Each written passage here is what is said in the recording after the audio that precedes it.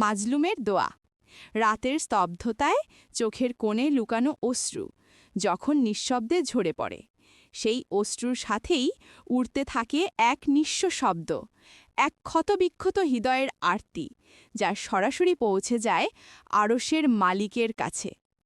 মাজলুমের দোয়ায় নেই কোনো পর্দা, নেই কোনো বাধা, নেই কোনো দূরত্ব।